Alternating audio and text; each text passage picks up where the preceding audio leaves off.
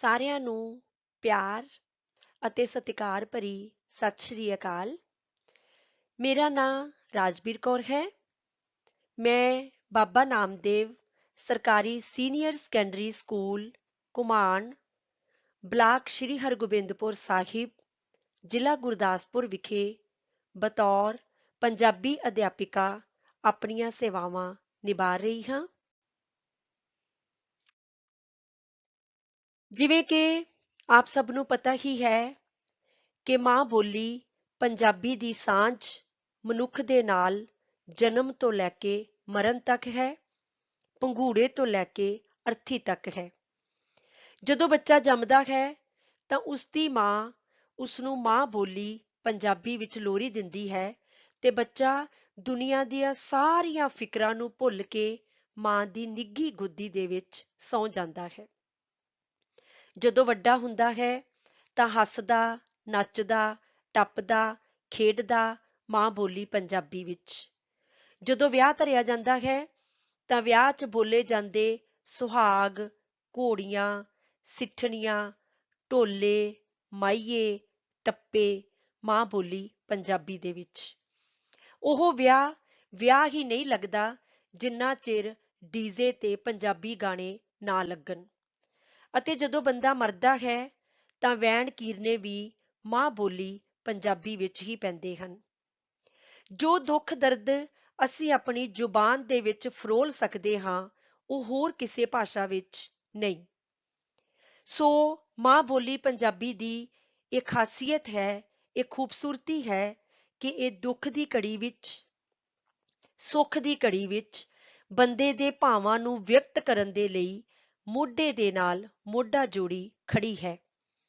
ਪਰ ਸਾਡੀ ਤਰਾਸਦੀ ਇਹ ਹੈ ਕਿ ਸਾਡੀ ਅਜੋਕੀ ਪੀੜ੍ਹੀ ਆਪਣੇ ਅਮੀਰ ਵਿਰਸੇ ਨੂੰ ਭੁੱਲਦੀ ਜਾ ਰਹੀ ਹੈ। ਪੁਰਾਣਾ ਸਮਾਂ ਚੰਗਾ ਸੀ ਜਦੋਂ ਬੱਚਾ ਆਪਣੇ ਦਾਦੇ ਦਾਦੀ, ਨਾਨੇ ਨਾਨੀ ਜਾਂ ਵੱਡੇ ਵਡੇਰਿਆਂ ਤੋਂ ਕਹਾਣੀਆਂ ਜਾਂ ਬਾਤਾਂ ਦੇ ਰੂਪ ਵਿੱਚ ਸਾਰਾ ਇਤਿਹਾਸ, ਧਾਰਮਿਕ ਮਹਾਂਪੁਰਸ਼ਾਂ ਬਾਰੇ, ਦੇਸ਼ ਭਗਤਾਂ ਬਾਰੇ, ਆਲੇ ਦੁਆਲੇ ਬਾਰੇ, ਸਮਾਜ ਬਾਰੇ, ਦੁਨੀਆਦਾਰੀ ਬਾਰੇ ਗੋਡੇ ਕੋਲ ਬੈਠਾ ਹੀ ਸਿੱਖ ਲੈਂਦਾ ਸੀ। ਪਰ ਅੱਜ ਦੇ ਸਮੇਂ 'ਚ ਸਾਡਾ ਹੀ ਮੁੱਖ ਤਰਾਸਦੀ ਇਹ ਹੈ ਕਿ ਅਜੋਕੇ ਸਮੇਂ ਵਿੱਚ ਮੋਬਾਈਲ ਫੋਨਾਂ ਦਾ ਰੁਝਾਨ ਜ਼ਿਆਦਾ ਹੈ। ਨੌਜਵਾਨ ਪੀੜ੍ਹੀ ਬਾਹਰਲੇ ਮੁਲਕਾਂ ਨੂੰ ਭੱਜੀ ਜਾ ਰਹੀ ਹੈ, ਨਸ਼ਿਆਂ 'ਚ ਗਲਤਾਨ ਹੁੰਦੀ ਜਾ ਰਹੀ ਹੈ, ਔਰਤਾਂ ਦਾ, ਬਜ਼ੁਰਗਾਂ ਦਾ ਸਤਿਕਾਰ ਘਟ ਰਿਹਾ ਹੈ, ਨੈਤਿਕ ਕਦਰਾਂ ਕੀਮਤਾਂ ਦਾ ਗਲਾ ਘੁੱਟਿਆ ਜਾ ਰਿਹਾ ਹੈ, ਪੱਛਮੀ ਸੱਭਿਅਤਾ ਦੀ ਦੌੜ ਹੈ, ਸੁਖਾਲਾ ਜੀਵਨ ਜਿਉਣ ਦੀ ਵੱਧ ਰਹੀ ਤਾਂਘ ਹੈ। ਨੌਜਵਾਨ ਪੀੜ੍ਹੀ ਨੂੰ ਮੁੜ ਆਪਣਾ ਸੱਭਿਆਚਾਰ ਯਾਦ ਕਰਵਾਉਣ ਲਈ, ਮਾਂ ਬੋਲੀ ਪੰਜਾਬੀ ਨੂੰ ਹੋਰ ਮਜ਼ਬੂਤ ਕਰਨ ਲਈ, ਅਲੋਪ ਹੋ ਰਹੇ ਸ਼ਬਦਾਂ ਨੂੰ ਸਾਂਭਣ ਲਈ ਪੰਜਾਬ ਸਕੂਲ ਸਿੱਖਿਆ ਬੋਰਡ ਵੱਲੋਂ ਇੱਕ ਮਹਾਨ ਉਪਰਾਲਾ ਕੀਤਾ ਗਿਆ ਹੈ। ਉਹ ਹੈ ਅੰਤਰਰਾਸ਼ਟਰੀ ਪੰਜਾਬੀ ਬੋਲੀ ਓਲੰਪੀਆਡ, ਜਿਸ ਵਿੱਚ ਪੰਜਾਬ, ਪੰਜਾਬੀ ਅਤੇ ਪੰਜਾਬੀਅਤ ਦਾ ਹਰ ਪੱਖ ਸ਼ਾਮਲ ਕਰਨ ਦੀ ਕੋਸ਼ਿਸ਼ ਕੀਤੀ ਗਈ ਹੈ। ਇਸ ਦੀ ਪਾਠ ਸੂਚੀ ਵਿੱਚ ਸ਼ਾਮਿਲ ਵਿਸ਼ੇ ਹਨ: ਪੰਜਾਬ ਸੰਬੰਧੀ ਸੰਖੇਪ ਜਾਣਕਾਰੀ, ਗੁਰੂ ਸਾਹਿਬਾਨ ਅਤੇ ਸਿੱਖ ਰਾਜ ਸੰਬੰਧੀ ਸੰਖੇਪ ਜਾਣਕਾਰੀ, ਪੰਜਾਬੀ ਭਾਸ਼ਾ ਅਤੇ ਗੁਰਮੁਖੀ ਲਿਪੀ ਬਾਰੇ, ਪੰਜਾਬੀ ਸੱਭਿਆਚਾਰ ਅਤੇ ਲੋਕਧਾਰਾ ਬਾਰੇ, ਪੰਜਾਬੀ ਲੋਕ ਸਾਹਿਤ ਬਾਰੇ ਜਾਣਕਾਰੀ, ਅਲੋਪ ਹੋ ਰਹੇ ਪੰਜਾਬੀ ਸ਼ਬਦਾਂ ਬਾਰੇ, ਗਿਣਤੀ, ਦੇਸੀ ਜਾਂ ਅੰਗਰੇਜ਼ੀ ਮਹੀਨਿਆਂ ਦੇ ਨਾਂ, ਵਿਆਕਰਨ ਅਤੇ ਪੈਰਾ ਰਚਨਾ। ਇਹਨਾਂ ਸਾਰੇ ਵਿਸ਼ਿਆਂ ਵਿੱਚੋਂ ਅਸੀਂ ਪੰਜਾਬੀ ਸੱਭਿਆਚਾਰ ਅਤੇ ਲੋਕਧਾਰਾ ਵਿਸ਼ੇ ਤੇ ਗੱਲਬਾਤ ਕਰਾਂਗੇ। ਪੰਜਾਬੀ ਸੱਭਿਆਚਾਰ ਅਤੇ ਲੋਕਧਾਰਾ ਸਿਰਲੇਖ ਅਧੀਨ ਅਸੀਂ ਪੰਜਾਬ ਦੀ ਸੱਭਿਆਚਾਰਕ ਅਮੀਰੀ ਦੇ ਦਰਸ਼ਨ ਕਰਾਂਗੇ।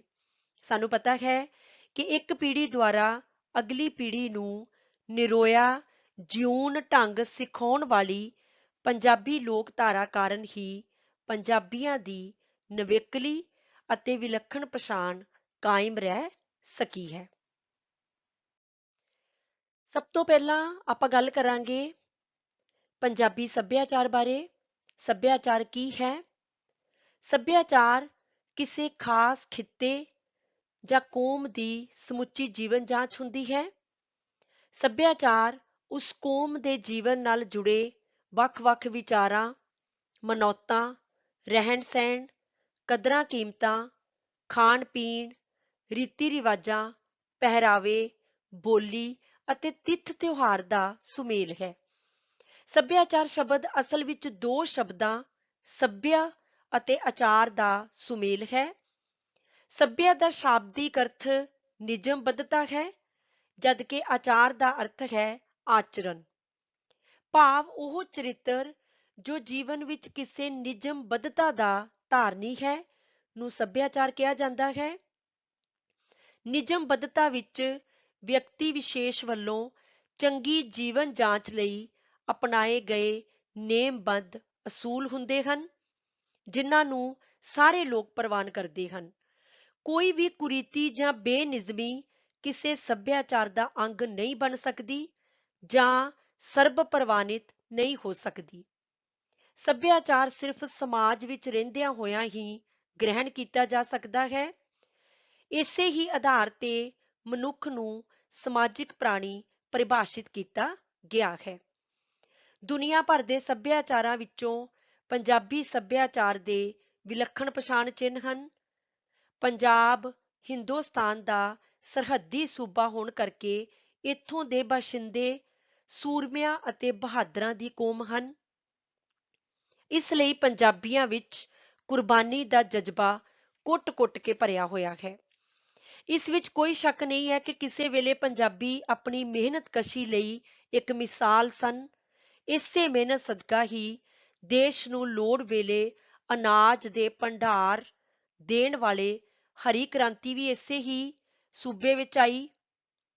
ਦਰਿਆਈ ਪਾਣੀ ਰੱਜਵੇਂ ਹੋਣ ਕਾਰਨ ਸੂਬੇ ਦੀ ਆਰਥਿਕਤਾ ਸੁਧਰੇ ਰੂਪ ਵਾਲੀ ਰਹੀ।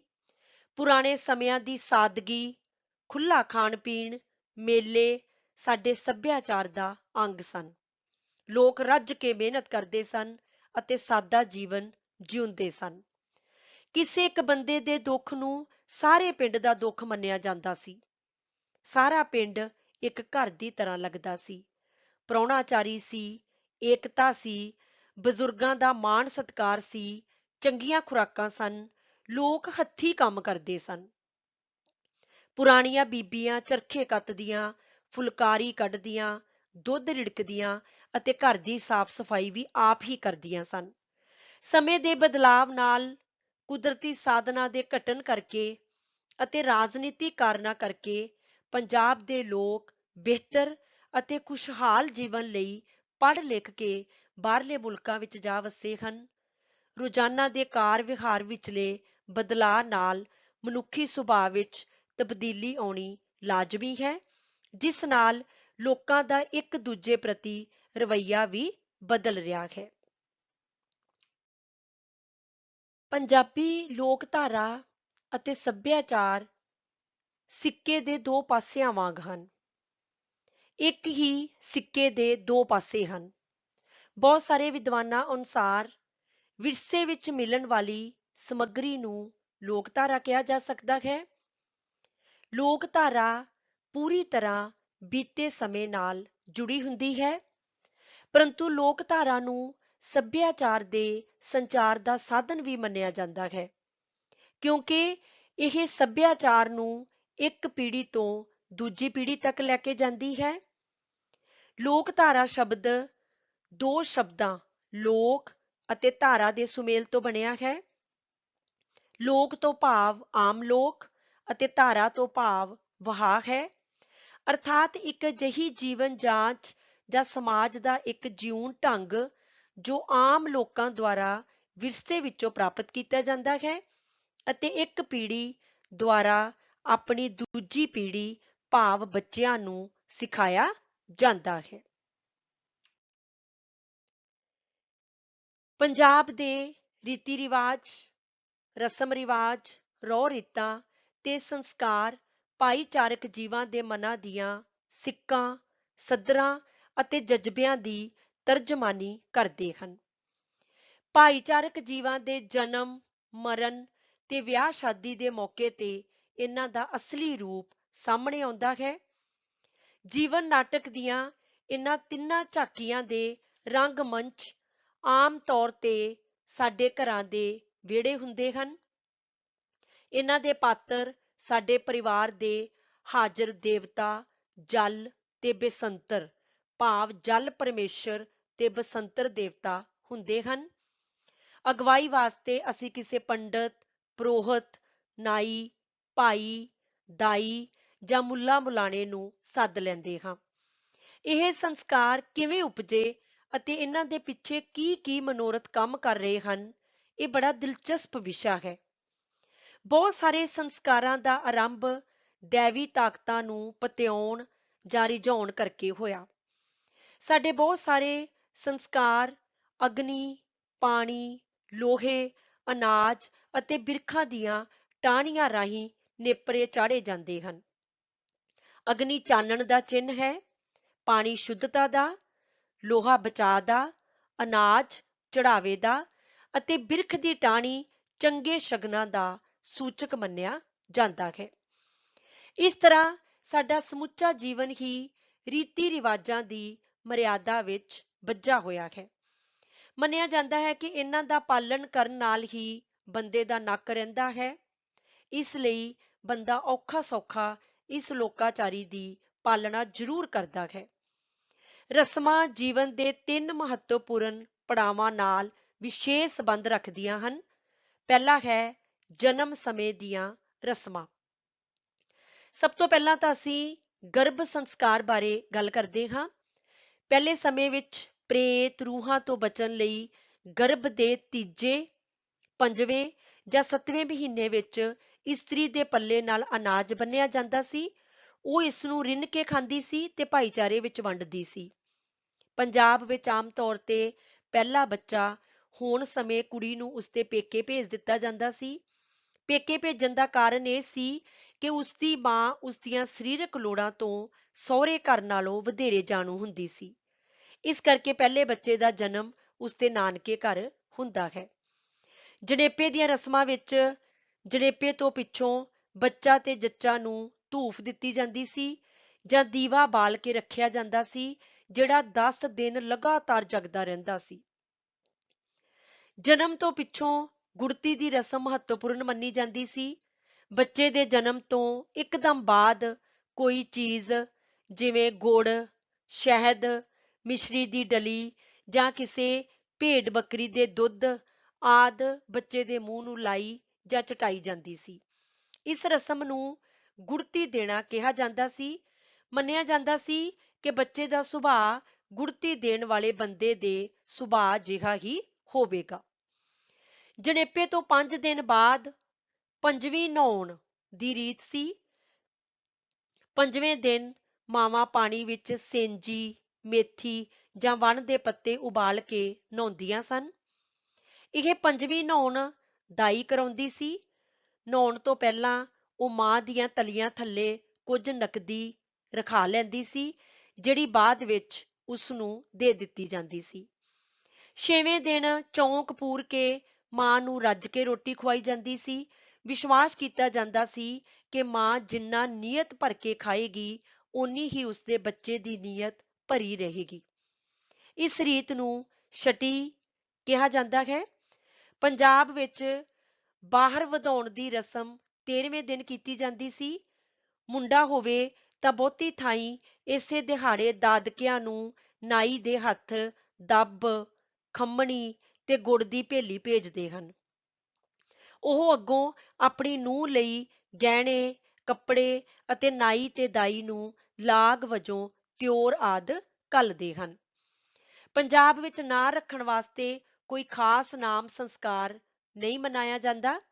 ਕਈ ਵਾਰੀ ਭਰਾਈ ਜਿਹੜਾ ਨਾਂ ਦੱਸ ਦੇਵੇ ਰੱਖ ਲੈਂਦੇ ਹਨ ਤੇ ਕਈ ਵਾਰੀ ਆਪਣੇ ਆਪਣੇ ਧਾਰਮਿਕ ਗ੍ਰੰਥ ਦਾ ਕੋਈ ਪੰਨਾ ਪਿੰਡ ਦੇ ਗ੍ਰੰਥੀ, ਮੌਲਵੀ ਜਾਂ ਪੰਡਤ ਤੋਂ ਖੁਲਵਾ ਕੇ ਪੰਨੇ ਦੇ ਪਹਿਲੇ ਅੱਖਰ ਤੋਂ ਕੋਈ ਨਾਂ ਰੱਖ ਲੈਂਦੇ ਹਨ। ਇਸ ਤੋਂ ਇਲਾਵਾ ਥਾਲੀ ਖੜਕਾਉਣਾ, ਠੀਕਰਾ ਭੰਨਣਾ, ਨਾੜੂਆ ਕੱਟਣਾ, ਖੁਸਰੇ ਨਚਾਉਣਾ ਆਦਿ ਜਨਮ ਸਮੇਂ ਦੀਆਂ ਹੋਰ ਪ੍ਰਮੁੱਖ ਰਸਮਾਂ ਹਨ। ਇਸ ਤੋਂ ਬਾਅਦ ਵਿਆਹ ਸਮੇਂ ਦੀਆਂ ਰਸਮਾਂ ਹਨ। ਮੁੰਡੇ ਕੁੜੀ ਦੇ ਜਵਾਨ ਹੋਣ ਤੇ ਵਿਆਹ ਦੀਆਂ ਰਸਮਾਂ ਦੀ ਲੜੀ ਸ਼ੁਰੂ ਹੋ ਜਾਂਦੀ ਹੈ। ਪਹਿਲਾਂ ਰੋਕਣ ਜਾਂ ਠਾਕਾ ਲਾਉਣ ਦੀ ਰਸਮ ਹੁੰਦੀ ਹੈ। ਪਹਿਲੇ ਸਮੇਂ ਵਿੱਚ ਕੁੜੀ ਵਾਲੇ ਨਾਈ ਦੇ ਹੱਥ ਮੁੰਡੇ ਨੂੰ 1 ਰੁਪਈਆ ਭੇਜ ਦਿੰਦੇ ਸਨ, ਜਿਸ ਦਾ ਭਾਵ ਇਹ ਹੁੰਦਾ ਸੀ ਕਿ ਕੁੜਮਾਈ ਜਾਂ ਮੰਗਣੀ ਭਾਵੇਂ ਕਦੀ ਵੀ ਹੋਵੇ, ਨਾਤਾ ਪੱਕਾ ਹੈ। ਵਰ ਲੱਭ ਕੇ ਨਾਤਾ ਤੈਅ ਹੋ ਜਾਣ ਤੋਂ ਪਿੱਛੋਂ ਕੁੜਮਾਈ ਜਾਂ ਸਗਾਈ ਦੀ ਰਸਮ ਹੁੰਦੀ ਹੈ।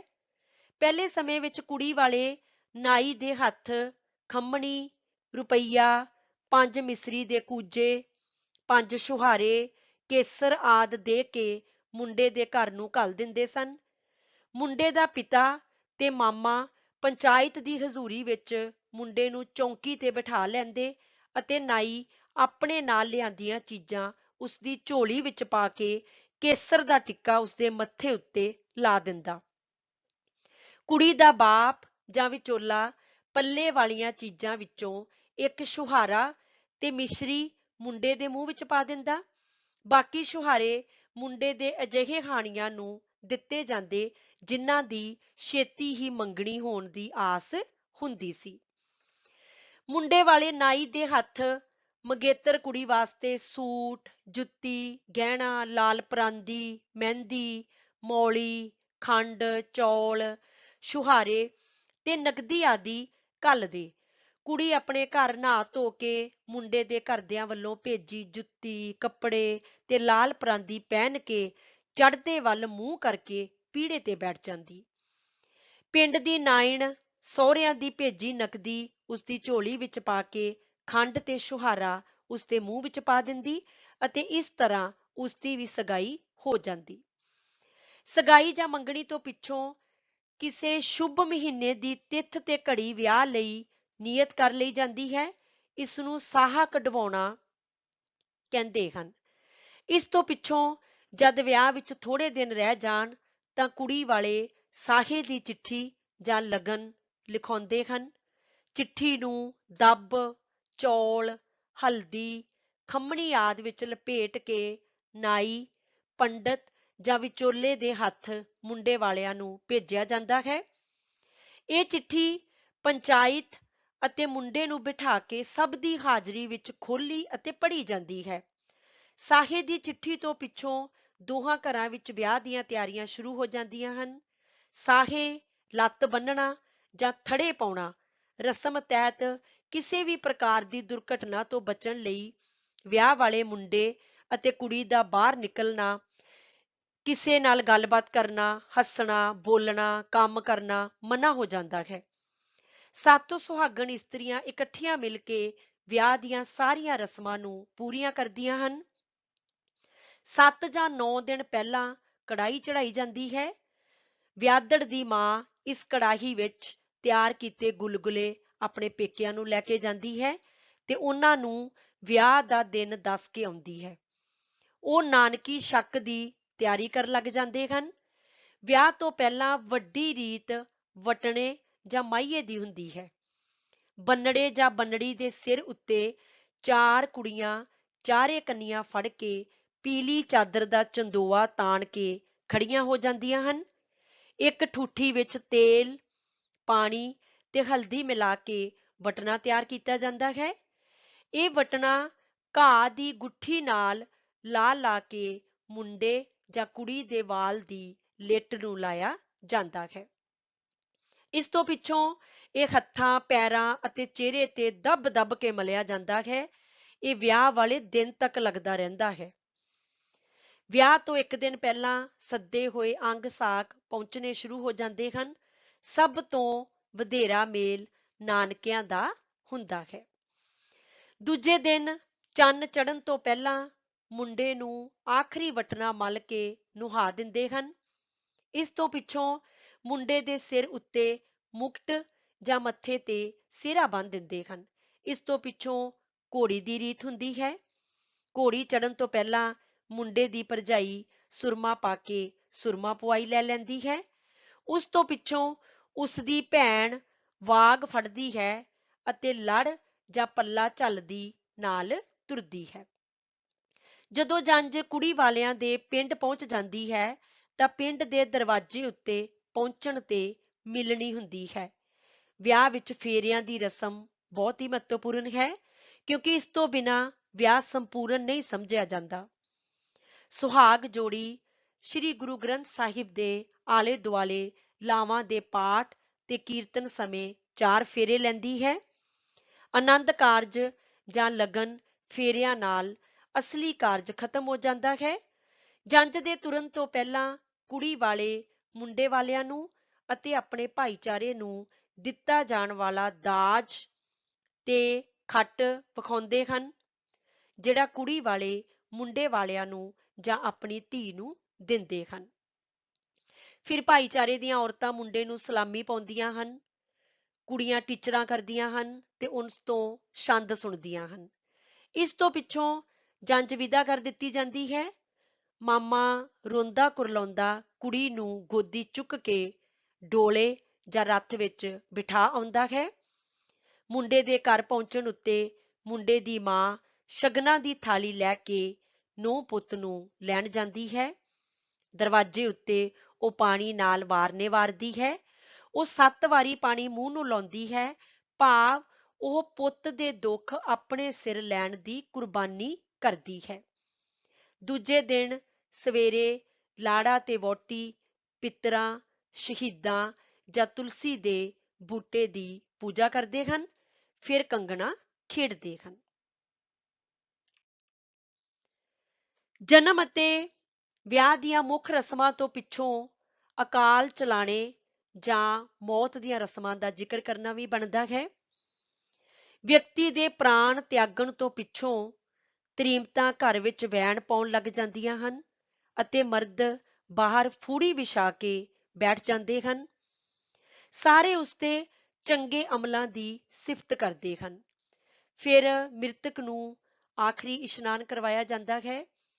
ਜੇ ਇਸਤਰੀ ਸੁਹਾਗਣ ਮਰੀ ਹੋਵੇ ਤਾਂ ਕੱਪੜਿਆਂ ਨਾਲ ਗਹਿਣੇ ਅਤੇ ਲਾਲ ਚੰਦੋਰੀ ਪਹਿਨਾ ਕੇ ਹੱਥਾਂ ਪੈਰਾਂ ਨੂੰ ਮਹਿੰਦੀ ਅਤੇ ਹੋਠਾਂ ਨੂੰ ਦੰਦਾਸਾ, ਅੱਖਾਂ ਵਿੱਚ ਸੁਰਮਾ, ਵੀਣੀ ਉੱਤੇ ਚੂੜੀਆਂ ਅਤੇ ਮੱਥੇ ਉੱਤੇ ਬਿੰਦੀ ਲਾ ਕੇ ਅੰਤਿਮ ਯਾਤਰਾ ਲਈ ਤਿਆਰ ਕਰਦੇ ਹਨ। ਮ੍ਰਿਤਕ ਨੂੰ ਨਹਾਉਂਦਿਆਂ ਉਧਰ ਚਿਖਾ ਵਾਸਤੇ ਬਾਲਣ ਢੋ ਲਿਆ ਜਾਂਦਾ ਹੈ ਅਤੇ ਇੱਧਰ ਅਰਥੀ ਤਿਆਰ ਕਰ ਲਈ ਜਾਂਦੀ ਹੈ। ਘਰ ਤੋਂ ਸਿਵਿਆਂ ਨੂੰ ਜਾਂਦਿਆਂ ਮ੍ਰਿਤਕ ਦੇ ਕਰੀਬੀ ਰਿਸ਼ਤੇਦਾਰ ਉਸ ਦੀ ਅਰਥੀ ਨੂੰ ਆਪਣੇ ਮੋਢਿਆਂ ਉੱਤੇ ਚੁੱਕ ਕੇ ਲਿਜਾਂਦੇ ਹਨ। ਸ਼ਮਸ਼ਾਨ ਭੂਮੀ ਵਿੱਚ ਪਹੁੰਚ ਕੇ ਅਰਥੀ ਲਾ ਲੈਂਦੇ ਹਨ। ਚਿਖਾ ਵਾਸਤੇ ਬਾਂਸ ਜਾਂ ਬੇਰੀ ਦੀਆਂ ਲੱਕੜੀਆਂ ਚਿਣ ਲੈਂਦੇ ਹਨ। ਫਿਰ ਮ੍ਰਿਤਕ ਦੇਹੀ ਨੂੰ ਚਿਖਾ ਉੱਤੇ ਲਿਟਾ ਦਿੱਤਾ ਜਾਂਦਾ ਹੈ। ਇਸ ਤੋਂ ਪਿੱਛੋਂ ਵੱਡਾ ਪੁੱਤਰ ਆਪਣੇ ਹੱਥ ਵਿੱਚ ਲਾਂਬੂ ਲੈ ਕੇ ਸੱਜਿਓਂ ਖੱਬੇ ਨੂੰ ਇੱਕ ਗੇੜਾ ਅਰਥੀ ਦੇ ਦੁਆਲੇ ਕੱਢਦਾ ਹੈ। ਮ੍ਰਿਤਕ ਦੇ ਪੈਰਾਂ ਕੋਲ ਪਹੁੰਚ ਕੇ ਉਹ ਚਿਖਾ ਨੂੰ ਲਾਂਬੂ ਲਾ ਦਿੰਦਾ ਹੈ। ਜਦ ਚਿਖਾ ਜਲ ਕੇ ਮੁਰਦੇ ਦੀ ਖੋਪਰੀ ਵਿਖਾਈ ਦੇਣ ਲੱਗ ਜਾਵੇ ਤਾਂ ਕੋਈ ਆਦਮੀ ਅਰਥੀ ਦਾ ਇੱਕ ਡੰਡਾ ਕੱਢ ਕੇ ਮੁਰਦੇ ਨੂੰ ਖੋਪਰੀ ਠਕੋਰਦਾ ਹੈ ਅਤੇ ਹਥਲਾ ਡੰਡਾ ਚਿਖਾ ਦੇ ਉੱਪਰੋਂ ਲਾਸ਼ ਦੇ ਪੈਰਾਂ ਤੋਂ ਪਾਰ ਸੁੱਟ ਦਿੰਦਾ ਹੈ। ਇਸ ਨੂੰ ਕਪਾਲ ਕਿਰਿਆ ਆਖਦੇ ਹਨ। ਕਪਾਲ ਕਿਰਿਆ ਤੋਂ ਪਿੱਛੋਂ ਸਾਰੇ ਆਦਮੀ ਬਿਨਾਂ ਪਿਛਾਂਹ ਤੱਕਣ ਤੋਂ ਵਾਪਸ ਤੁਰ ਪੈਂਦੇ ਹਨ। ਸਾਰੇ ਆਦਮੀ ਇਹਨਾਂ ਚਿੰਨ੍ਹਾਂ ਰਾਹੀਂ ਮੁਰਦੇ ਨਾਲ ਆਪਣੇ ਸੰਬੰਧ ਤੋੜਦੇ ਹਨ ਅਤੇ ਕਈ ਵਾਰੀ ਡੱਕਾ ਤੋੜਦੇ ਹਨ ਤੇ ਕਈ ਵਾਰ ਕੰਡਾ। ਕਈ ਨਿੰਮ ਦੀ ਪੱਤੀ ਚਬਾ ਕੇ ਮਰਨ ਵਾਲੇ ਨੂੰ ਆਪਣੇ ਵਾਸਤੇ ਨਿੰਮੋਂ ਕੌੜਾ ਕਰ ਦਿੰਦੇ ਹਨ ਜਾਂ ਅੱਕ ਦਾ ਦੁੱਧ ਚੋ ਕੇ ਅੱਕੋਂ ਕੌੜਾ। ਰਸਤੇ ਵਿੱਚ ਸਾਰੇ ਸੱਜਣ ਹੱਥ ਮੂੰਹ ਧੋਂਦੇ ਹਨ ਅਤੇ ਗੁਰਦੁਆਰਾ ਸਾਹਿਬ ਜਾਂਦੇ ਹਨ। ਮੌਤ ਤੋਂ ਚੌਥੇ ਦਿਨ ਮੁਰਦੇ ਦੇ ਫੁੱਲ ਚੁਗਣ ਜਾਂਦੇ ਹਨ। ਫੁੱਲਾਂ ਨੂੰ ਹਰਿਦੁਆਰ ਜਾਂ ਕੀਰਤਪੁਰ ਸਾਹਿਬ ਜਲ ਪ੍ਰਵਾਹ ਕੀਤਾ ਜਾਂਦਾ ਹੈ। ਇੱਕ ਰਸਮ ਦਸਤਾਰਬੰਦੀ ਜਾਂ ਰਸਮ ਪਗੜੀ ਹੈ। ਭਾਈਚਾਰੇ ਦੀ ਹਾਜ਼ਰੀ ਵਿੱਚ ਵੱਡਾ ਪੁੱਤਰ ਆਪਣੇ ਸਹੁਰਿਆਂ ਦੀ ਦਿੱਤੀ ਪੱਗ ਬੰਨ੍ਹਦਾ ਹੈ। ਇਸ ਤਰ੍ਹਾਂ ਉਹ ਆਪਣੇ ਪਿਤਾ ਦਾ ਵਾਰਸ ਬਣ ਜਾਂਦਾ ਹੈ। ਇਸ ਤਰ੍ਹਾਂ ਜੀਵਨ ਨਾਟਕ ਦੇ ਆਰੰਭ ਤੋਂ ਅੰਤ ਤੱਕ ਵਿਭਿੰਨ ਰਸਮ ਰਿਵਾਜ ਕੀਤੇ ਜਾਂਦੇ ਹਨ। ਇਸ ਤੋਂ ਇਲਾਵਾ ਪੰਜਾਬੀ ਸੱਭਿਆਚਾਰ ਵਿੱਚ ਸ਼ਗਨ ਅਪਸ਼ਗਨ ਭਾਵ ਸ਼ੁਭ ਅਤੇ ਮੰਦੇ ਪ੍ਰਭਾਵਾਂ ਦਾ ਵੀ ਬੋਲਬਾਲਾ ਹੈ, ਕਿਉਂਕਿ ਮਨੁੱਖ ਮੂਲ ਰੂਪ ਵਿੱਚ ਪ੍ਰਕਿਰਤਿਕ ਜੀਵ ਹੈ। ਪ੍ਰਕਿਰਤੀ ਜਾਂ ਮਨੁੱਖੀ ਜੀਵਨ ਵਿੱਚ ਵਾਪਰੀ ਕਿਸੇ ਘਟਨਾ ਦਾ ਸੰਬੰਧ ਜਦੋਂ ਕਿਸੇ ਦੂਸਰੀ ਘਟਨਾ ਨਾਲ ਜੁੜ ਗਿਆ ਤਾਂ ਮਨੁੱਖ ਸਮਾਨ ਸਥਿਤੀਆਂ ਵਿੱਚ ਅਜਿਹੀਆਂ ਹੀ ਘਟਨਾਵਾਂ ਦੇ ਵਾਪਰਨ ਬਾਰੇ ਵਿਸ਼ਵਾਸ ਕਰਨ ਲੱਗ ਪਿਆ। ਚੇਤਨਾ ਦੇ ਮੁੱਢਲੇ ਪੜਾਅ ਤੋਂ ਹੀ ਉਹ ਪਸ਼ੂ ਪੰਛੀਆਂ, ਰੂਹਾਂ, ਭੂਤਾਂ ਪ੍ਰੇਤਾਂ, ਬਦਰੂਹਾਂ ਦੀ ਹੋਂਦ ਪ੍ਰਵਾਨ ਕਰਦਾ ਰਿਹਾ ਹੈ। ਸ਼ਗਨ ਦਾ ਅਰਥ ਸ਼ੁਭ ਕਰਮ, ਚੰਗਾ ਪ੍ਰਭਾਵ, ਚੜ੍ਹਦੀ ਕਲਾ ਦਾ ਅਹਿਸਾਸ, ਜਿੱਤ ਜਾਂ ਸਫਲਤਾ ਦਾ ਸੰਕੇਤ ਹੈ।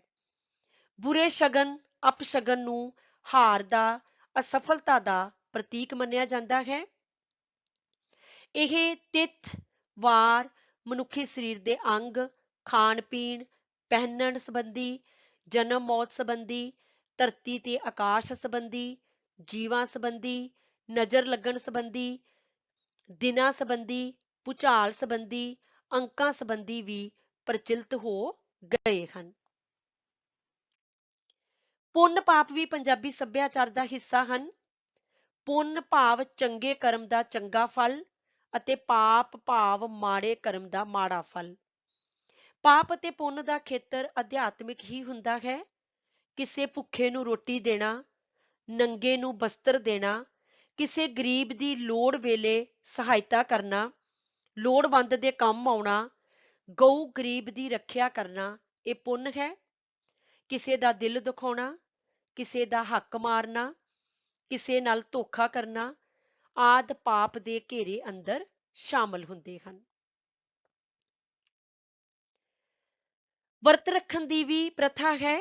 ਵਰਤ ਤੋਂ ਭਾਵ ਹੈ ਨਿਸ਼ਚਿਤ ਸਮੇਂ ਲਈ ਅੰਨ ਨਾ ਖਾਣ ਦਾ ਪ੍ਰਣ ਲੈਣਾ। ਭਾਰਤ ਵਿੱਚ ਵਰਤਾਂ ਦੀ ਸੰਖਿਆ ਅਣਗਿਣਤ ਹੈ। ਸੋਮਵਾਰ, ਮੰਗਲਵਾਰ, ਇਕਾਦਸ਼ੀ, ਨਰਾਤੇ, ਕਰਵਾ ਚੌਥ ਆਦਿ ਪ੍ਰਸਿੱਧ ਵਰਤ ਹਨ। ਭਾਰਤ ਵਿੱਚ ਆਮ ਤੌਰ ਤੇ ਇਸਤਰੀਆਂ ਵਰਤ ਰੱਖਦੀਆਂ ਹਨ। ਜਿਵੇਂ ਕਰਵਾ ਚੌਥ ਦੇ ਵਰਤ ਔਰਤਾਂ ਆਪਣੇ ਪਤੀ ਦੀ ਲੰਮੀ ਉਮਰ ਲਈ ਰੱਖਦੀਆਂ ਹਨ। ਵਰਤਾਂ ਨਾਲ ਬਹੁਤ ਸਾਰੀਆਂ ਵਰਤ ਕਥਾਵਾਂ ਵੀ ਜੁੜੀਆਂ ਹਨ। ਪੰਜਾਬ ਦੀਆਂ ਲੋਕ ਕਲਾਵਾਂ। ਲੋਕ ਕਲਾ ਦਾ ਜਨਮ ਮਨੁੱਖ ਦੁਆਰਾ ਕੀਤੇ ਜਾਣ ਵਾਲੇ ਕੰਮਾਂ ਦੇ ਸੁਹਜ, ਸਾਦਗੀ ਅਤੇ ਕਲਾਤਮਿਕ ਗੁਣਾਂ ਵਿੱਚੋਂ ਹੋਇਆ ਹੈ। ਲੋਕ ਕਲਾ ਆਦਿ ਮਾਨਵ ਤੋਂ ਹੀ ਮਨੁੱਖ ਦੀ ਮਾਨਸਿਕ ਤ੍ਰਿਪਤੀ ਦੀ ਸਾਧਨ ਰਹੀ ਹੈ। ਅਜਿਹੀ ਕਲਾ ਜੋ ਕਿਸੇ ਸਮਾਨ ਪਰੰਪਰਾ ਵਾਲੇ ਸੱਭਿਆਚਾਰ ਦੇ ਮਨੁੱਖੀ ਸਮੂਹ ਦੀਆਂ ਮਾਨਸਿਕ ਭਾਵਨਾਵਾਂ ਨੂੰ ਪ੍ਰਗਟਾਉਂਦੀ ਹੋਵੇ ਅਤੇ ਵਿਰਸੇ ਵਿੱਚੋਂ ਪ੍ਰਾਪਤ ਹੁੰਦੀ ਹੋਵੇ, ਲੋਕ ਕਲਾ ਹੈ। ਸਰਲਤਾ ਅਤੇ ਸਾਦਗੀ ਲੋਕ ਕਲਾ ਦੇ ਵਿਸ਼ੇਸ਼ ਗੁਣ ਹਨ। ਪੰਜਾਬ ਦੀ ਲੋਕ ਕਲਾ ਭਾਵੇਂ ਨਿਰੰਤਰ ਪਰਿਵਰਤਨਸ਼ੀਲ ਰਹੀ ਹੈ, ਪਰ ਇਹ ਸਦਾ ਸੰਵੇਦਨਸ਼ੀਲ, ਸਾਦੀ ਅਤੇ ਮਾਨਵੀ ਮੁੱਲਾਂ ਵਾਲੀ ਰਹੀ ਹੈ।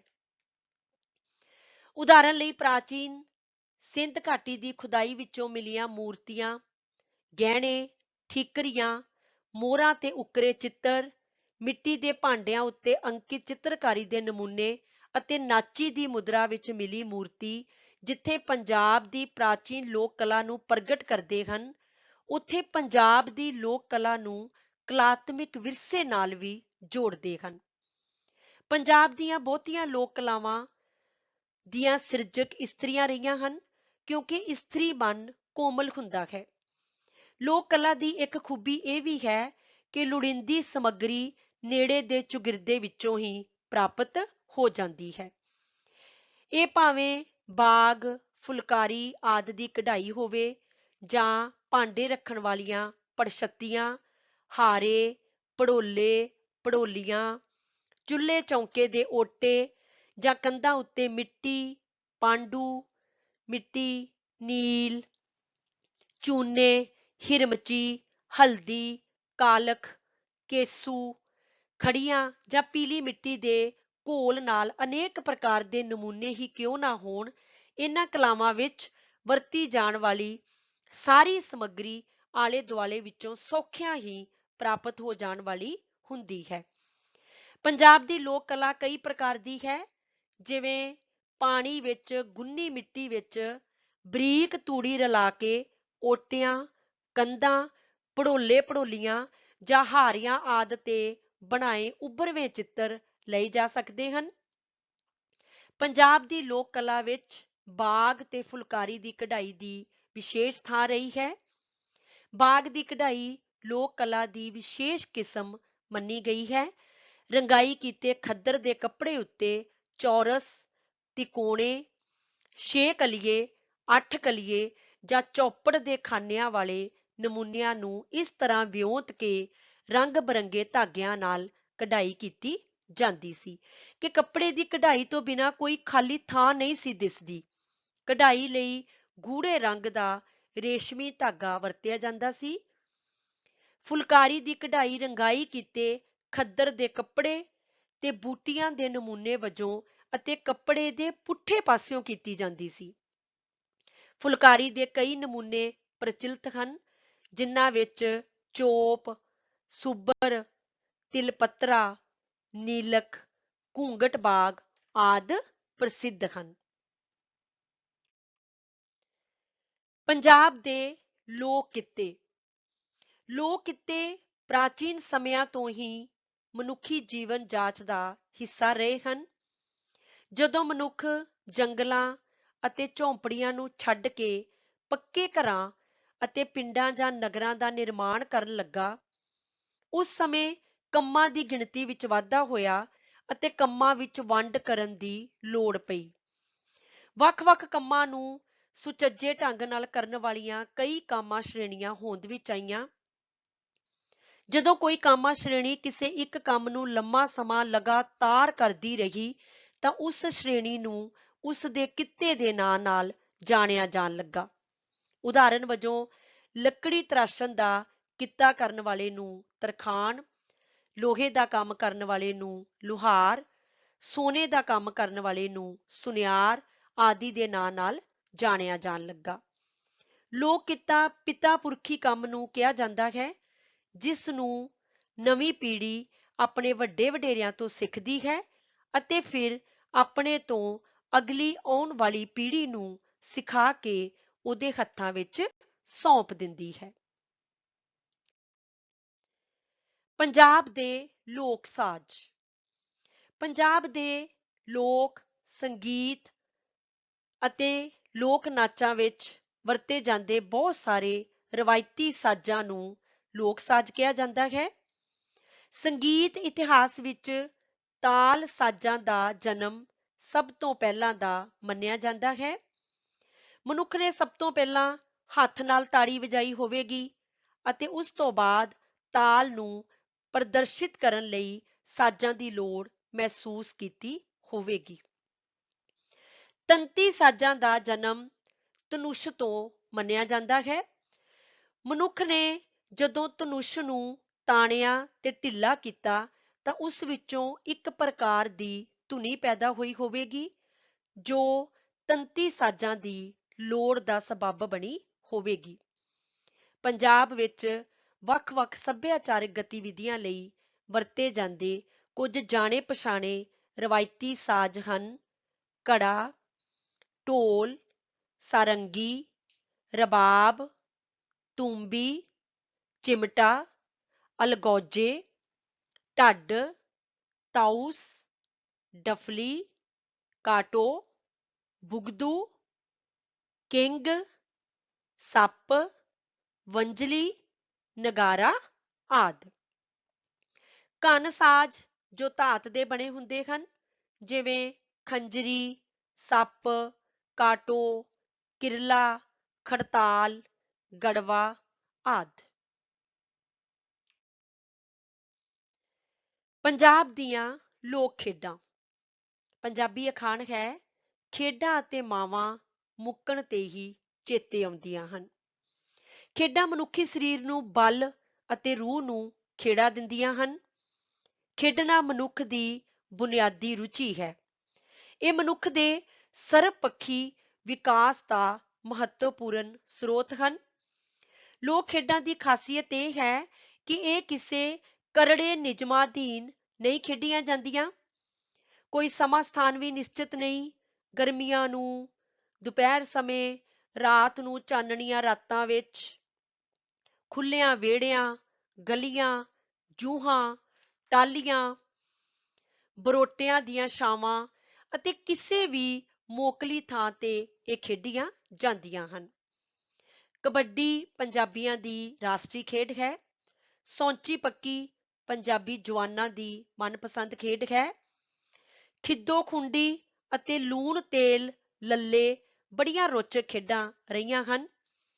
ਅੱਡੀ ਛੜੱਪਾ ਜਾਂ ਅੱਡੀ ਟੱਪਾ ਕੁੜੀਆਂ ਦੀ ਬੜੀ ਹਰਮਨ ਪਿਆਰੀ ਖੇਡ ਹੈ। ਸ਼ੱਕਰ ਭਿੱਜੀ ਮੁੰਡੇ ਕੁੜੀਆਂ ਦੀ ਹਰਮਨ ਪਿਆਰੀ ਖੇਡ ਹੈ। ਡੰਡ ਪਲੰਗੜਾ ਜਾਂ ਪੀਲ ਪਲੀਂਗਣ ਨਾਂ ਦੀ ਖੇਡ ਵੀ ਬੜੀ ਰੌਚਕ ਸੀ। ਬਾਂਦਰ ਕੀਲਾ ਆਮ ਕਰਕੇ ਸਿਆਲ ਰੁੱਤ ਦੀ ਖੇਡ ਹੈ, ਜਿਸ ਨੂੰ ਮੁੰਡੇ ਕੁੜੀਆਂ ਰਲ ਕੇ ਖੇਡਦੇ ਹਨ। ਗੁੱਲੀ ਡੰਡਾ, ਲੂਣ ਮਿਆਣੀ, ਕੂਕਾ ਕਾਂਗੜੇ, ਟਿਬਲਾ ਟਿਬਲੀ, 12 ਬੀਕਰੀ, 12 ਟਾਹਣੀ, ਸ਼ਤਰੰਜ, ਚੌਪੜ, ਤਾਸ਼, ਬੋੜਾ ਖੂਹ, ਖੱਡਾ, ਬੁੱਢੀ ਮਾਈ, ਭੰਡਾ ਭੰਡਾਰੀਆ, ਊਠਕ ਬੈਠਕ, ਊਚ ਨੀਚ, ਕੋਟਲਾ ਛਪਾਕੀ, ਦਾਈਆ ਦੁੱਕੜੇ, ਸਮੁੰਦਰ ਤੇ ਮੱਛੀ, ਲੱਕੜ ਕਾਠੀ, ਖਾਨ ਘੋੜੀ, ਅੰਨਾ ਝੋਟਾ, ਗੁੱਲੀ ਡੰਡਾ, ਪਿੱਠੂ, ਪੀਚੋ ਬੱਕਰੀ, ਰੋੜੇ ਜਾਂ ਅਖਰੋਟ, ਲੁਕਣ ਮੀਟੀ, ਥਾਲ ਆਦਿ ਇਹ ਲੋਕ ਖੇਡਾਂ ਸਾਡਾ ਗੌਰਵਮਈ ਵਿਰਸਾ ਹਨ। ਪੰਜਾਬ ਦੇ ਗਹਿਣੇ। ਪੰਜਾਬ ਦੇ ਮਰਦ ਅਤੇ ਔਰਤਾਂ ਦੋਵੇਂ ਗਹਿਣੇ ਪਹਿਨਣ ਦੇ ਸ਼ੌਕੀਨ ਹਨ।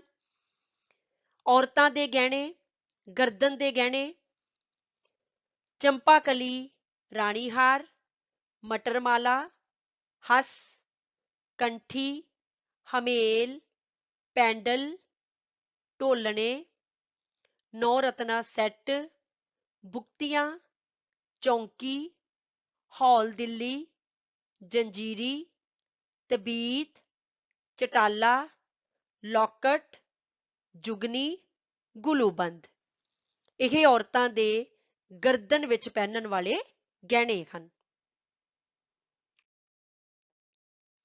ਕੰਨਾਂ ਦੇ ਗਹਿਣੇ, ਕਾਂਟੇ, ਬੁੰਦੇ, ਲੌਟਨ, ਪਿੱਪਲ ਪੱਤੀਆਂ, ਰੇਲਾਂ, ਸੋਨ ਚਿੜੀਆਂ, ਤੁੰਗਲ, ਮੁਰਕੀ ਜਾਂ ਮੁਰਕੀਆਂ, ਮਰੋੜੀ, ਮੋਰਨੀ, ਕਰਨਫੂਲ, ਬੁਰਜੀਆਂ। ਔਰਤਾਂ ਦੇ ਪੈਰਾਂ ਵਿੱਚ ਪਾਏ ਜਾਣ ਵਾਲੇ ਗਹਿਣੇ ਹਨ ਪਟੜੀਆਂ, ਪੰਜੇਬ, ਗੁਸਲ ਪੱਟੀ, ਕੁੰਡਲੀਦਾਲ, ਤੋੜੇ, ਸ਼ਕੁੰਤਲਾ ਆਦਿ ਇਹ ਗਹਿਣੇ ਔਰਤਾਂ ਆਪਣੇ ਪੈਰਾਂ ਵਿੱਚ ਪਹਿਨਦੀਆਂ ਹਨ। ਪੈਰਾਂ ਦੀਆਂ ਉਂਗਲਾਂ ਦੇ ਗਹਿਣੇ, ਬਿਛੂਏ ਜਾਂ ਚੁਟਕੀਆਂ, ਛੱਲੇ, ਛੱਲੀਆਂ ਆਦਿ।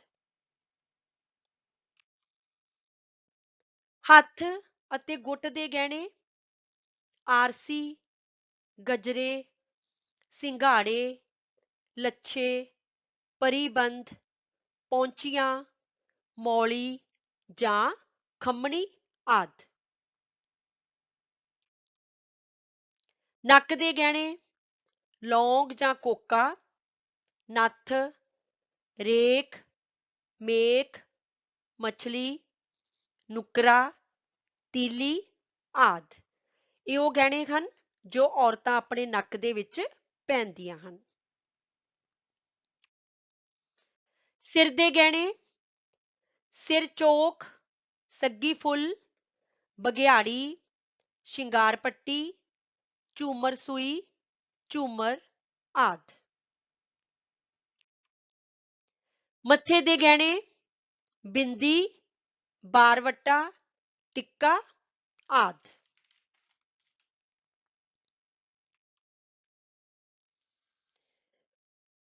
ਪੰਜਾਬ ਦੇ ਮਰਦਾਂ ਦੇ ਗਹਿਣੇ, ਗਰਦਨ ਦਾ ਗਹਿਣਾ ਹੈ ਕੈਂਠਾ। ਕੰਨਾਂ ਦੇ ਗਹਿਣੇ ਨੱਤੀਆਂ, ਮੁੰਦਰਾਂ, ਵਾਲਾ, ਦੁਰ, ਬੀਰਬਲੀ ਅਤੇ ਮੁਰਕੀ ਆਦਿ। ਹੱਥ ਜਾਂ ਗੁੱਟ ਦੇ ਗਹਿਣੇ ਕੜਾ, ਪੌਂਚੀਆਂ ਆਦਿ। ਮਰਦਾਂ ਦੇ ਮੱਥੇ ਤੇ ਪਹਿਨਿਆ ਜਾਣ ਵਾਲਾ ਗਹਿਣਾ ਹੈ ਕਲਗੀ। ਸਿਰ ਦੇ ਗਹਿਣੇ ਮੁਕਟ ਅਤੇ ਸਿਹਰਾ। ਮਰਦਾਂ ਅਤੇ ਔਰਤਾਂ ਤੋਂ ਇਲਾਵਾ ਛੋਟੇ ਬੱਚਿਆਂ ਦੇ ਵੀ ਗਹਿਣੇ ਹਨ। ਬੱਚੇ ਵੀ ਗਹਿਣੇ ਪਹਿਨਦੇ ਹਨ। ਪੋਟੇ, ਜੋ ਕਿ ਉਂਗਲਾਂ ਦੇ ਵਿੱਚ ਧਾਗਾ ਪਾਇਆ ਜਾਂਦਾ ਹੈ। ਸਗਲੇ, ਕਮਰ ਅਤੇ ਪੈਰੀ ਪਾਉਣ ਵਾਲੇ ਗਹਿਣੇ, ਕੰਗਣ, ਛੋਟੇ ਤੋੜੇ ਜਾਂ ਕੈਂਠਾ, ਤੜਾਗੀ। ਤੜਾਗੀ ਕਮਰ ਵਿੱਚ ਪਹਿਨਿਆ ਜਾਣ ਵਾਲਾ ਗਹਿਣਾ ਹੈ। ਪੰਜਾਬ ਦੇ ਲੋਕ ਨਾਚ। ਪੰਜਾਬ ਦੇ ਲੋਕ ਨਾਚ ਪੰਜਾਬੀਆਂ ਦੇ ਜਨ ਜੀਵਨ ਦਾ ਮਹੱਤਵਪੂਰਨ ਅੰਗ ਹਨ। ਖੁਸ਼ੀ ਦੇ ਹੁਲਾਰੇ ਵਿੱਚ ਮਸਤ ਹੋਏ ਗੱਭਰੂਆਂ ਅਤੇ ਮੁਟਿਆਰਾਂ ਦੇ ਪੈਰਾਂ ਦੀ ਥਾਪ, ਲੋਕ ਗੀਤ ਰੂਪਾਂ ਦੀ ਸੁਰ ਤਾਲ ਵਿੱਚ, ਢੋਲ ਜਾਂ ਹੋਰ ਲੋਕਪ੍ਰਿਯ ਲੋਕ ਸਾਜ਼ ਦੀ ਤਾਲ ਤੇ ਪੰਜਾਬ ਦੇ ਸਮੁੱਚ ਨੂੰ ਉਜਾਗਰ ਕਰਦੀ ਹੈ। ਮਰਦਾਂ ਦੇ ਨਾਚ ਹਨ ਭੰਗੜਾ, ਧਮਾਲ, ਜਿੰਦੂਆ, ਜੁਗਨੀ, ਲੁੱਡੀ, ਮਲਵਈ ਗਿੱਧਾ ਅਤੇ ਝੂਮਰ। ਔਰਤਾਂ ਦੇ ਨਾਚ ਹਨ ਗਿੱਧਾ, ਸੰਮੀ, ਕਿੱਕਲੀ, ਜਾਗੋ, ਹੁੱਲੇ ਹੁਲਾਰੇ ਆਦਿ।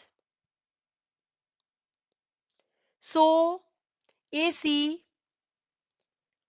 ਪੰਜਾਬੀ ਸੱਭਿਆਚਾਰ, ਪੰਜਾਬੀ ਲੋਕਧਾਰਾ, ਰੀਤੀ ਰਿਵਾਜ, ਸ਼ਗਨ ਅਪਸ਼ਗਨ, ਪੁੰਨ ਪਾਪ, ਪੰਜਾਬ ਦੇ ਲੋਕ ਕਿੱਤੇ, ਵਰਤ, ਪੰਜਾਬ ਦੀਆਂ ਲੋਕ ਕਲਾਵਾਂ, ਪੰਜਾਬ ਦੇ ਲੋਕ ਸਾਜ਼, ਪੰਜਾਬ ਦੀਆਂ ਲੋਕ ਖੇਡਾਂ, ਪੰਜਾਬ ਦੇ ਗਹਿਣੇ ਅਤੇ ਪੰਜਾਬ ਦੇ ਲੋਕ ਨਾਚਾਂ ਬਾਰੇ ਜਾਣਕਾਰੀ।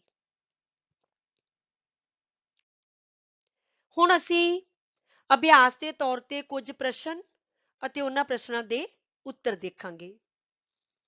ਪਹਿਲਾ ਪ੍ਰਸ਼ਨ ਹੈ, ਭਾਈਚਾਰਕ ਜੀਵਾਂ ਦੇ ਜਨਮ, ਮਰਨ ਤੇ ਵਿਆਹ ਸ਼ਾਦੀ ਦੇ ਮੌਕੇ ਤੇ ਕਿਸ ਦਾ ਅਸਲੀ ਰੂਪ ਸਾਹਮਣੇ ਆਉਂਦਾ ਹੈ?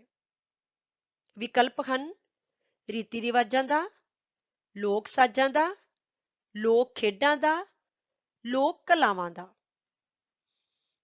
ਇਸ ਪ੍ਰਸ਼ਨ ਦਾ ਸਹੀ ਉੱਤਰ ਹੈ ਰੀਤੀ ਰਿਵਾਜਾਂ ਦਾ। ਭਾਈਚਾਰਕ ਜੀਵਾਂ ਦੇ ਜਨਮ, ਮਰਨ ਤੇ ਵਿਆਹ ਸ਼ਾਦੀ ਦੇ ਮੌਕੇ ਤੇ ਰੀਤੀ ਰਿਵਾਜਾਂ ਦੇ ਅਸਲੀ ਰੂਪ ਸਾਹਮਣੇ ਆਉਂਦੇ ਹਨ। ਅਗਲਾ ਪ੍ਰਸ਼ਨ ਹੈ,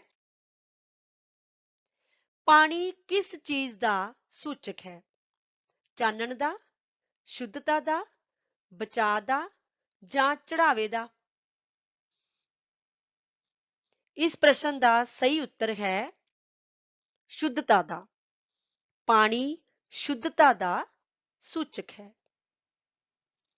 ਅਗਲਾ ਪ੍ਰਸ਼ਨ ਹੈ, ਪੰਜਾਬ ਦੀਆਂ ਲੋਕ ਕਲਾਵਾਂ ਦੇ ਸਿਰਜਕ ਕੌਣ ਹਨ? ਵਿਕਲਪ ਹਨ ਮਹਾਪੁਰਸ਼, ਬੱਚੇ, ਇਸਤਰੀਆਂ ਜਾਂ ਸੁਨਿਆਰੇ। ਇਸ ਪ੍ਰਸ਼ਨ ਦਾ ਸਹੀ ਉੱਤਰ ਹੈ ਇਸਤਰੀਆਂ। ਪੰਜਾਬ ਦੀਆਂ ਲੋਕ ਕਲਾਵਾਂ ਦੇ ਸਿਰਜਕ ਇਸਤਰੀਆਂ ਹੁੰਦੀਆਂ ਹਨ। ਅਗਲਾ ਪ੍ਰਸ਼ਨ ਹੈ, ਇਸਤਰੀਆਂ ਦਾ ਲੋਕ ਨਾਚ ਕਿਹੜਾ ਹੈ? ਗਿੱਧਾ, ਭੰਗੜਾ, ਝੂਮਰ ਜਾਂ ਲੁੱਡੀ? ਇਹਨਾਂ ਵਿੱਚੋਂ ਕਿਹੜਾ ਲੋਕ ਨਾਚ ਇਸਤਰੀਆਂ ਦਾ ਹੈ? ਸਹੀ ਉੱਤਰ ਹੈ ਗਿੱਧਾ। ਗਿੱਧਾ ਇਸਤਰੀਆਂ ਦਾ ਲੋਕ ਨਾਚ ਹੈ। ਅਗਲਾ ਪ੍ਰਸ਼ਨ ਹੈ, ਇਹਨਾਂ ਵਿੱਚੋਂ ਕਿਹੜਾ ਪੰਜਾਬ ਦਾ ਲੋਕ ਸਾਜ਼ ਨਹੀਂ ਹੈ? ਘੜਾ, ਰਬਾਬ, ਤੂੰਬੀ ਜਾਂ ਕਬੱਡੀ? ਇਹਨਾਂ ਵਿੱਚੋਂ ਕਿਹੜਾ ਪੰਜਾਬ ਦਾ ਲੋਕ ਸਾਜ਼ ਨਹੀਂ ਹੈ? ਉੱਤਰ ਹੈ ਕਬੱਡੀ। ਘੜਾ, ਰਬਾਬ ਅਤੇ ਤੂੰਬੀ ਪੰਜਾਬ ਦੇ ਲੋਕ ਸਾਜ਼ ਹਨ, ਪਰ ਕਬੱਡੀ ਪੰਜਾਬ ਦੀ ਲੋਕ ਖੇਡ ਹੈ। ਅਗਲਾ ਪ੍ਰਸ਼ਨ ਹੈ, ਇਸਤਰੀਆਂ ਦੇ ਪੈਰਾਂ ਵਿੱਚ ਪਾਇਆ ਜਾਣ ਵਾਲਾ ਗਹਿਣਾ ਕਿਹੜਾ ਹੈ? ਕਿਹੜਾ ਗਹਿਣਾ ਹੈ ਜਿਹੜਾ ਇਸਤਰੀਆਂ ਆਪਣੇ ਪੈਰਾਂ ਵਿੱਚ ਪਹਿਨਦੀਆਂ ਹਨ? ਕਾਂਟੇ, ਗਜਰੇ, ਸੱਗੀ ਫੁੱਲ ਜਾਂ ਪੰਜੇਬਾਂ? ਇਸ ਦਾ ਸਹੀ ਉੱਤਰ ਹੈ ਪੰਜੇਬਾਂ। ਪੰਜੇਬਾਂ ਇਸਤਰੀਆਂ ਦੇ ਪੈਰਾਂ ਵਿੱਚ ਪਾਇਆ ਜਾਣ ਵਾਲਾ ਗਹਿਣਾ ਹੈ। ਸੋ ਇਹ ਸੀ ਪੰਜਾਬੀ ਸੱਭਿਆਚਾਰ, ਪੰਜਾਬੀ ਲੋਕਧਾਰਾ, ਰੀਤੀ ਰਿਵਾਜ, ਸ਼ਗਨ ਅਪਸ਼ਗਨ, ਪੁੰਨ ਪਾਪ, ਪੰਜਾਬ ਦੇ ਲੋਕ ਕਿੱਤੇ, ਪੰਜਾਬ ਦੀਆਂ ਲੋਕ ਕਲਾਵਾਂ, ਪੰਜਾਬ ਦੇ ਲੋਕ ਸਾਜ਼, ਪੰਜਾਬ ਦੀਆਂ ਲੋਕ ਖੇਡਾਂ, ਪੰਜਾਬ ਦੇ ਗਹਿਣੇ, ਪੰਜਾਬ ਦੇ ਲੋਕ ਨਾਚਾਂ ਬਾਰੇ ਜਾਣਕਾਰੀ। ਆਪ ਸਭ ਦਾ ਬਹੁਤ ਬਹੁਤ ਧੰਨਵਾਦ।